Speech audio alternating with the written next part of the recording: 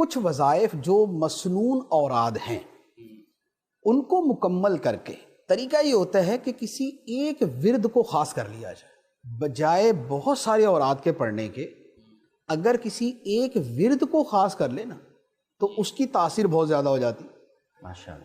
جیسے حدیث مبارک میں ایک صحابی حضرت ابی بن کعب رضی اللہ تعالیٰ نے عرض کی کہ یا رسول اللہ صلی اللہ علیہ وسلم میں بہت سارے وظائف پڑھتا ہوں، تو میں آپ پہ درود شریف کتنا پڑھوں؟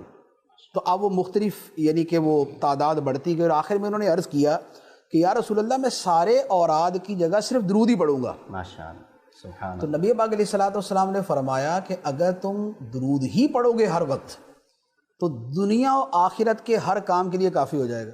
ماشاءاللہ، دنیا آخرت کے ہر کام کے لیے کافی ہو جائے گا۔ سبحان اللہ۔ تو کوئی ایک وظیفہ مسنون والے سارے پڑھ لیے جائیں یا جتنے بندہ پڑھ سکتا ہے، شجرے میں جتنے وہ پڑھ لیں، اس کے بعد کسی ایک شے کو منتخب کر لیں۔